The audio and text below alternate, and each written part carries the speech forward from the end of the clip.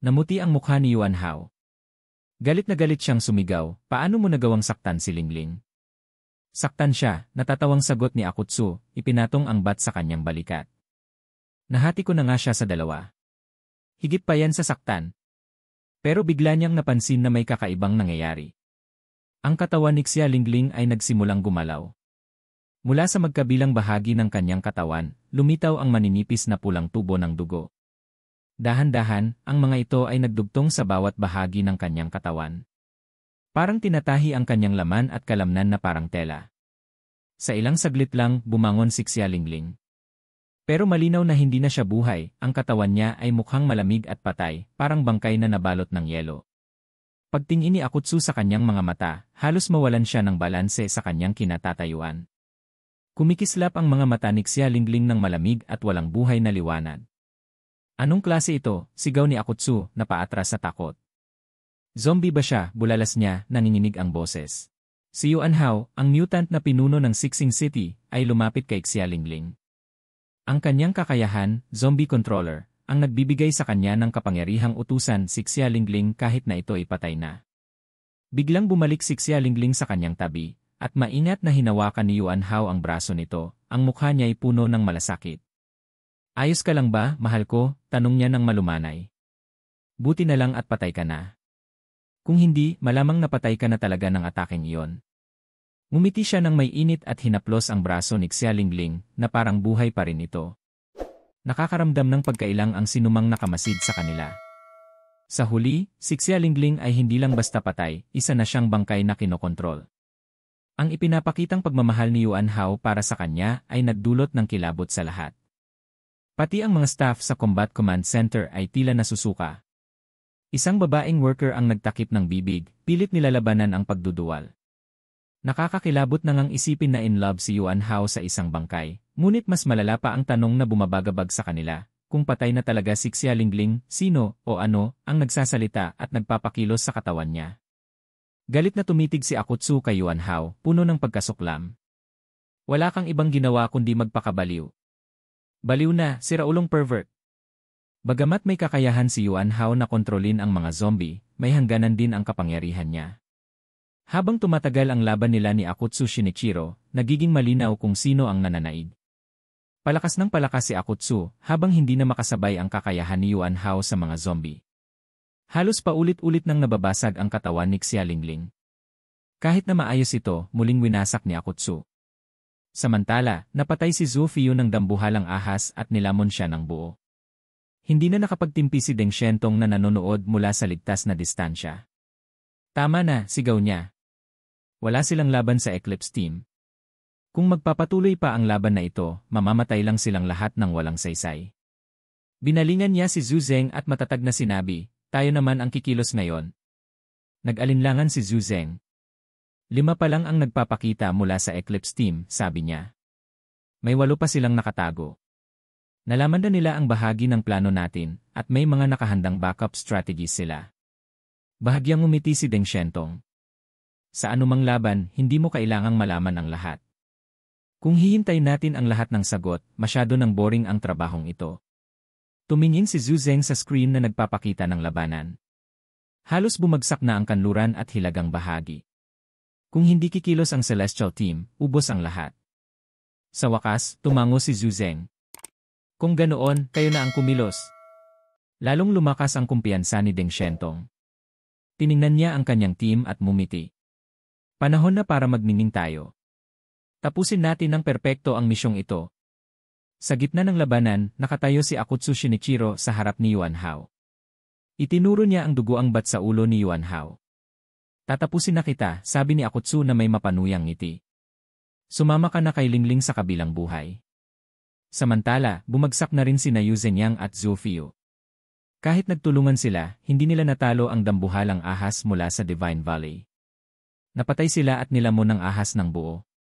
Itinaas ni Akutsu ang kanyang metal bat, handang ipalo kay Yuan Hao.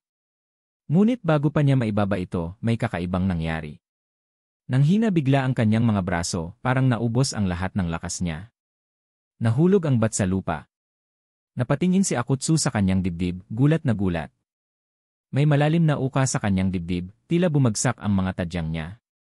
Napanganga siya, bumubulwak ang dugo mula sa kanyang bibig. Ang sakit ay parang apoy na kumakalat sa katawan niya. Para bang may higanteng kamay na pumiga sa kanyang baga at dinurog ito. Sa sandaling iyon, nagbalik sa anyong tao si Orochi. Nang makita niyang bumagsak si Akutsu, nanlaki ang kanyang mga mata sa takot. Alam niya na dumating na ang totoong special forces mula sa Jiangnan region. Ito ang mga mandirigmang kinatatakutan ng lahat. Biglang nakaramdam si Kamiya ng matinding sakit sa kanyang tiyan, parang pinupunit ito ng isang makina na puno ng mga pako. Napayuko siya, sumuka ng dugo. Mula sa makapal na ulap, lumitaw ang isang mataas na figura. Ang lalaki ay matipuno, at ang kanyang balbas ay nagbigay sa kanya ng isang mabagsik na anyo. Pambigira ang kakayahan mo, sabi ng lalaki, malamig ang boses. Pero walang silbihan laban sa akin. Isa ka lang biktima. Isa sa dalawang vice captains ng Celestial Team, si Liao Hongli, na kilala bilang Divine Fist, ang dumating sa labanan. Sa isang malakas na suntok, natalo niya si Nakamiya Uedachi at Akutsu Shinichiro. Kahit pagod na ang dalawa sa naunang laban, kahanga-hanga pa rin ang lakas ni Liao Hongli. Hindi tulad ng kanlurang bahagi ng labanan na may mas maraming mandirigma, mag-isa lamang si Liao Hongli sa hilagang bahagi. Hindi pa nagpapakita ang lahat ng Eclipse Group, kaya tama lang na nagreserba pa ng puwersa ang Celestial Team. Maingat na pinili ng Combat Command Center si Liao Hongli para sa misyong ito. Ang kanyang mga kakayahan, na sinamahan pa ng pambihirang galing sa Bajikuan Martial Arts, ang dahilan kung bakit siya ang perpektong mandirigma para sa laban na ito. Taglay niya ang isang natatanging kapangyarihan, ang nakamamatay na teknik na tinatawag na 100-Step Divine Fist. Ang teknik na ito ay nagbibigay sa kanya ng kakayahang tamaan ang mga kalaban sa loob ng 100 hakbang, anuman ang kanilang pisikal na depensa. Kahit gaano kakapal ang armor, balat, o anumang harang, walang makakahadlang sa kanyang mga atake na direktang tumatarget sa mga internal organs. Isang bangungot si Liao Hongli para sa mga mutant na umaasa sa close combat. Walang anumang sinayang na salita si Liao Hongli. Tumayo siya ng matatag at itinutok ang kanyang kamao kay Kamiya Uedachi na nakahandusay. Hindi man lang niya nilingon si Yuan Hao na buhay pa sa kanyang tabi. Sa kalaliman ng ulap ng hamog, isang pares ng malamig at kayumangging mga mata ang bumukas. Gaya ng inaasahan, dumating na ang Celestial Team, sabi ng isang misteryosong figura. Bago pa tumama ang kamao ni Liao Hongli, biglang gumalaw ng marahas ang makapal na hamog. Isang dambuhalang 3 ulong aso na nagliliyab ang biglang lumabas at nagdangalit sa kanya. Napakalaki ng demonyong aso, 3 metro ang taas at 5 o 6 na metro ang haba. Naningkit ang mga mata ni Liao Hongli. Hindi niya inaasahan na may kalaban pa palang nakatago sa paligid. Malinaw na handang-handa ang kabilang panig sa labanang ito. Tingnan natin kung sino ang may mas mahusay na plano, bulong niya. Inundayan niya ng suntok ang ulo ng aso. Ngunit sa halip na huminto, bigla nitong iniwas ang katawan sa isang hindi likas na paraan. Bagamat dumilim ang kulay nito, patuloy pa rin itong sumugod ng buong puwersa. Sa command center, seryoso ang ekspresyon ni Zhu Zeng habang pinapanood ang labanan. May kumokontrol sa asong iyon, sabi niya. Napailing si Tu Yunli. Hindi ito maganda, dagdag niya. Hindi inasahan ng team na may ganitong kalakas na lihim na armas ang kalaban. Base sa lakas ng demonyong aso, malinaw na bihasa at malakas ang kumokontrol dito. Akala nila ay perpektong tugma si Liao Hongli para sa mga kalaban sa hilaga.